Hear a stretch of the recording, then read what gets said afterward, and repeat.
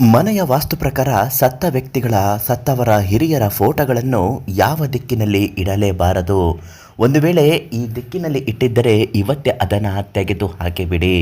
ನಿಮ್ಮ ಮನೆಗೆ ಪಿತೃದೋಷ ಕಾರಕ ಕಂಟಕಗಳು ಎದುರಾಗುತ್ತೆ. ದರಿದ್ರ ಅನ್ನುವುದು ಮನೆಯನ್ನು ಬಿಟ್ಟು ಹೋಗುವುದಿಲ್ಲ. ಇದರಿಂದ ಕಷ್ಟಗಳನ್ನು ಪ್ರತಿದಿನ ಎದುರಿಸುವ ಸಮಸ್ಯೆಗಳು ನಿಮ್ಮದಾಗಿ ಹೋಗುತ್ತದೆ. ಯಾವ ದಿಕ್ಕಿನಲ್ಲಿ ಇಡಬಾರದು ಮತ್ತು ಯಾವ ದಿಕ್ಕಿನಲ್ಲಿ ಇದನ್ನು ಇಡಬೇಕು ಇವತ್ತಿನ ಮಾಹಿತಿಯಲ್ಲಿ ತಿಳಿಸಿಕೊಡ್ತೀನಿ. ಅದೃಷ್ಟ ಧಾರೆ ಫೇಸ್ಬುಕ್ ಪೇಜನ್ನು ಮೊದಲು ಫಾಲೋ ಮಾಡಿ ನಂತರ ವಿಡಿಯೋಗಳನ್ನ ನೋಡ್ತಾ ಬನ್ನಿ. ಈ ಪೇಜಿನಲ್ಲಿ ಪ್ರತಿದಿನ ದೈವ ಮತ್ತು ನಿಮ್ಮ ಸಮಸ್ಯೆಗೆ ಪರಿಹಾರದ ಜ್ಯೋತಿಷ್ಯ ಶಾಸ್ತ್ರದ ನಿಯಮ ಮತ್ತು ಮಾಹಿತಿಗಳು ಖಂಡಿತವಾಗಿಯೂ ಲಭ್ಯವಾಗುತ್ತಲೇ ಇರುತ್ತೆ. ಉಚಿತವಾಗಿ ನೀವು ಇದನ್ನು ನೋಡಬಹುದು. ಮತ್ತು ನಿಮ್ಮ ಸಮಸ್ಯೆಗಳು ಎಷ್ಟೇ ಇದ್ದರೂ ಏನೇ ಇದ್ದರೂ ಸಂಪರ್ಕ ಮಾಡಬೇಕಾಗಿರುವುದು ಪಂಡಿತ್ ಶ್ರೀನಿವಾಸರಾವ್ ಗುರುಗಳಿಗೆ ಕರೆ ಮಾಡಬೇಕು. ನಿಮ್ಮ ಪ್ರತಿಯೊಂದು ಸಮಸ್ಯೆಗಳಿಗೂ ತುಂಬ ಚೆನ್ನಾಗಿ ಶಾಶ್ವತವಾಗಿ ಪರಿಹಾರ ಆಗುವ ಹಾಗೆ ವಂಶ ಪಾರಂಪರಿಕವಾಗಿ ಜ್ಯೋತಿಷ್ಯ ಶಾಸ್ತ್ರದಲ್ಲಿ ಪರಿಹಾರ ಮಾಡುತ್ತಾ ಬಂದಿದ್ದಾರೆ. ನಿಮಗೂ ಕೂಡ ಪರಿಹಾರ ಮಾಡಿಕೊಡುತ್ತಾರೆ. ಮನೆಯ ಯಾವ ದಿಕ್ಕಿನಲ್ಲಿ ಸತ್ತವರ ಫೋಟೋ ಹಾಕಬಾರದು. ಉದಾಹರಣೆಗೆ ಮನೆಗೆ ಪೂರ್ವ ದಿಕ್ಕು ಮುಖ ಮಾಡಿರುವ ಹಾಗೆ ಬಾಗಿಲು ತೆರೆದುಕೊಳ್ಳುವ ಹಾಗೆ ನೀವು ವಾಸ್ತುಶಾಸ್ತ್ರದ ಪ್ರಕಾರ ಮನೆಯನ್ನು ಸಿದ್ಧಪಡಿಸಿರ್ತೀರಾ. ಆದರೆ ಕೆಲವರು ಮನೆಯಲ್ಲಿ ಸತ್ತವರ ಫೋಟೋವನ್ನು ಪೂರ್ವ ದಿಕ್ಕಿಗೆ ಮುಖ ಮಾಡಿಯೇ ಹಾಕಿರುತ್ತಾರೆ.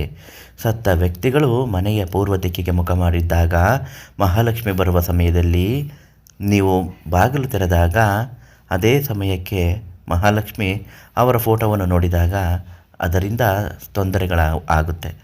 ಲಕ್ಷ್ಮಿ ಮನೆಯಲ್ಲಿ ಇರೋದಿಲ್ಲ, ಹೊರಟೋಗ್ತಾರೆ. ಮತ್ತು ಯಾವ ದಿಕ್ಕಿನಲ್ಲಿ ಹಾಕಬೇಕು?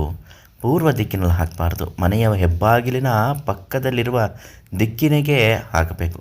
ಪಕ್ಕದಲ್ಲಿ ಅಂದರೆ ಹೆಬ್ಬಾಗಿಲು ತೆಗೆದ ತಕ್ಷಣ ಅದರ ಪಕ್ಕದಲ್ಲಿ ಇರಬೇಕು. ಒಂದು ಮನೆಯ ಹಿರಿಯರ ಆಶೀರ್ವಾದವು ದೈವ ಆಶೀರ್ವಾದ ಇದ್ದ ಹಾಗೆಯೂ ಇರುತ್ತದೆ.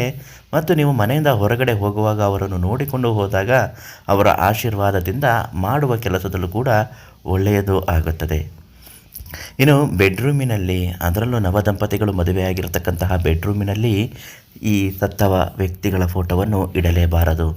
ದೇವರ ಕೋಣೆಯಲ್ಲೂ ದೇವರ ಜೊತೆಗೆ ಸತ್ತವರ ಫೋಟೋವನ್ನು ಇಡಬೇಡಿ. ಹಾಗೂ ನಿಮ್ಮ ಅಡುಗೆ ಕೋಣೆಯ ಗೋಡೆಗೆ ಕೂಡ ನೇತು ಹಾಕುವಂತಿಲ್ಲ. ಅಡುಗೆ ಕೋಣೆಯ ಗೋಡೆ ಈ ಕಡೆಗಾಗಿರ್ಬೋದು ಅಥವಾ ಆ ಕಡೆಗಾಗಿರ್ಬೋದು, ಗೋಡೆಗೆ ಹೊಂದಿಕೊಂಡಿರುವ ಅಡುಗೆ ಕೋಣೆಗೆ ಇದನ್ನು ಹಾಕಲೇಬಾರದು.